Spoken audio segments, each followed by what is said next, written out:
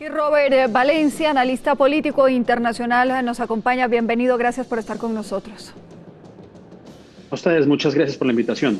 Bueno, Robert, estamos a pocos minutos de que empiece este discurso a la nación que dará el presidente como una evaluación de esos 100 días de gobierno, donde dentro de estos se había puesto retos bastante interesantes. Uno era el plan de vacunación, el énfasis y todo lo que necesitaba desarrollar frente al COVID-19. Robert, ¿en ese punto pasó la prueba o no pasó la prueba? Bueno, indudablemente pasó la prueba. Él tuvo incluso una postura que es la de no sobreprometer, y eso fue lo que hizo. Él prometió al principio 100 millones de vacunas en los primeros 100 días. Muchos incluso dudaban de esa posibilidad, y ahora vemos que, como lo acabamos de escuchar, más de 200 millones de vacunas han sido administradas. Ahora, un detalle interesante, y es que la vacunación, o por lo menos la tendencia a la vacunación, ha bajado un poco. Así que yo creo que esta podría ser la oportunidad, aunque hay que decirlo, los discursos frente al Congreso realmente no son muy recordados como tal. Digamos, este no es un discurso, o como se llama, un Estado de la Unión, como se conoce, porque no estamos en enero. Pero yo creo que esta va a ser la oportunidad para que él pueda encomiar, pueda invitar, exhortar a los estadounidenses que todavía rehúsan aplicarse la vacuna, y esa podría ser la oportunidad porque estamos viendo un descenso en las vacunaciones. Eso va de la mano con ayudas económicas que también se plantearon justamente como una medida para salir de esta pandemia o para afrontar la pandemia y la crisis económica que ha traído. ¿En esto se rajó o no?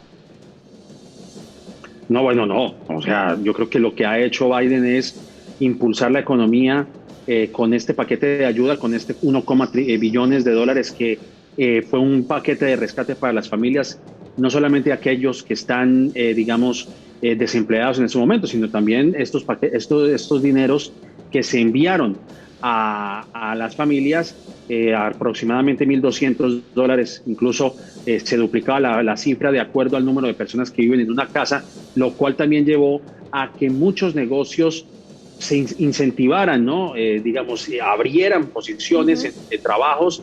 Están tratando de reabrir la economía en este caso. Por eso es que es importante la vacunación masiva, como lo hemos visto en este momento, pero incluso tener una vacunación completa para entrar en lo que se llama la inmunización de rebaño, ¿no? Así que yo creo que el presidente ahora, el reto que va a tener indudablemente es el de impulsar su plan de infraestructura, que es otro de los planes grandes que él pretende impulsar, pero ahora lo quiere hacer vender, por ponerlo de alguna manera, en este discurso de la Unión, que va a ser muy importante, ya que quiere que este sea un discurso y que sea un proyecto impulsado por ambos partidos políticos. Bueno, tratando de seguir un poco con los ofrecimientos de campaña, tratando de ver con los temas prioritarios que él tenía, era el tema medioambiental. Lo vimos hace pocos días en la cumbre justamente, pero no sé si Robert concuerda conmigo, me queda un sinsabor ahí. Si bien pues vemos nuevamente a Estados Unidos involucrado y liderando y poniendo esta bandera medioambiental, pues los plazos que se han establecido los países desarrollados, que a propósito son los más contaminantes, son unos plazos muy extensos. Estamos hablando de plazos para incluso el 2050, que quizás ya sean demasiado tarde. Sí, yo creo que sí, totalmente de acuerdo. Yo creo que nos hemos demorado, sinceramente, para abordar el tema del cambio climático, que incluso es un tema que es de mayor gravedad que el mismo coronavirus, porque obviamente lo que estamos viendo no solamente es una posibilidad de un sinnúmero de cataclismos que pueden generarse, desde el levantamiento de las aguas del mar hasta veranos más intensos, por ejemplo. Lo que es importante aquí, y lo que creo que el presidente Biden pretenderá esta noche, es precisamente, bajo ese paquete de infraestructura, el de impulsar la economía de energía limpia 100%, que precisamente llevará a la disminución del gas metano también, que es otro de los factores gravísimos aquí en el mundo.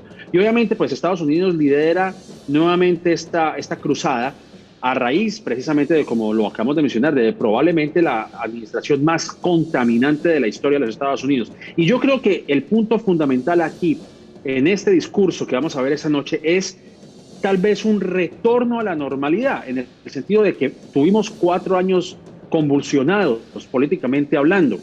Yo creo que lo que va a tratar de hacer el presidente es de dar un discurso sobrio, donde se va a demostrar nuevamente lo que nosotros conocemos como la oficina más alta de los Estados Unidos. Y yo creo que ese va a ser un comienzo importante, el presidente dando el discurso a la nación. Y no en vano, también quiero cerrar con esto, yo creo que no es de desmeritar el hecho de que van a haber 2 mujeres sentándose atrás en el podio donde el presidente Joe Biden va a hablar. Estamos hablando de Kamala Harris, la primera mujer vicepresidente de color, y Nancy Pelosi. Así que no es un hecho menor, es un hecho histórico, por lo cual también tiene una gran relevancia el discurso de esta noche. Robert, uno de los temas más complejos que ha tenido esta administración y que no ha podido hasta el momento ver una salida es el tema migratorio. Creo yo, después del ofrecimiento en donde se habló de aumentar la cifra a 125,000 refugiados anuales, vemos que se mantienen en los 15,000 refugiados, que es la cifra mínima que había planteado el presidente Donald Trump, pero vemos incluso una ola, simplemente con el cambio de administración de Trump a Biden se despertó una ola, un mayor interés quizás por parte de centroamericanos y sudamericanos de buscar llegar a Norteamérica, a Estados Unidos.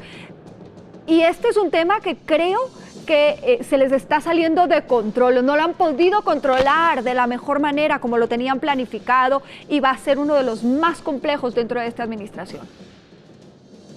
Indudablemente es un tema complejo. Ahora, yo creo que lo que hemos visto, por lo menos si analizamos números anteriores, realmente estas son temporadas migratorias que aumentan y digamos, es una, bueno, muchos lo señalan como una crisis. Indudablemente es una crisis lo que están viviendo muchos centroamericanos en sus países, indudablemente. Producto también del cambio climático. Las migraciones que vienen de Centroamérica hacia Estados Unidos es también producto de estos cambios que hemos visto en nuestro clima. Pero si bien estamos con esto, si bien estamos con esto, si bien esto es unusual, o sea, realmente seguimos viendo niños sin sus padres de familia, seguimos viendo los centros absolutamente copados, seguimos viendo tratar de llegar a negociaciones, a conversaciones, a ayudas con los países como Guatemala, como Honduras, pero no hay una política fuerte y concreta que era lo que él se estaba planteando.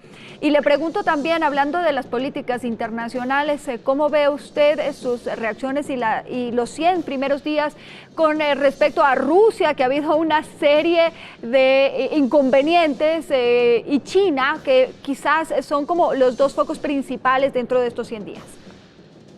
Sí, bueno, en estos 100 días lo que hemos visto, principalmente con el tema de Rusia, es que el presidente Joe Biden ha tomado una posición más fuerte, más férrea, a comparación de lo que hemos visto con Donald Trump, donde ni siquiera de alguna manera no hizo un llamado en contra de la injerencia rusa en el 2016, lo mismo con el tema de China. Yo creo que el presidente ha hecho una labor un poco, diría yo una labor loable en ese sentido, de imponer sanciones en Rusia, y yo creo que eso es obviamente lo que marca la diferencia si lo comparamos con la administración anterior. Otro de los puntos más importantes es el hecho de que él hizo el anuncio del retiro de las tropas de Afganistán, que incluso ha sido un poquito controversial de alguna manera, ¿no? Sí, claro que sí. Robert, lastimosamente se me acabó el tiempo, pero yo creo que vamos a esperar ese discurso que él dará el día, este balance preliminar de estos 100 días, y seguramente lo tendré nuevamente acompañándome porque pues nos quedan muchísimas cosas por seguir conversando, pero también sería muy interesante ver cuáles van a ser los planteamientos, porque no únicamente será un balance, sino nuevos planteamientos. Le agradezco mucho por haber estado aquí. Yo encantado de estar con ustedes. Muchas gracias por la invitación. Feliz noche. Robert Valencia, analista político internacional.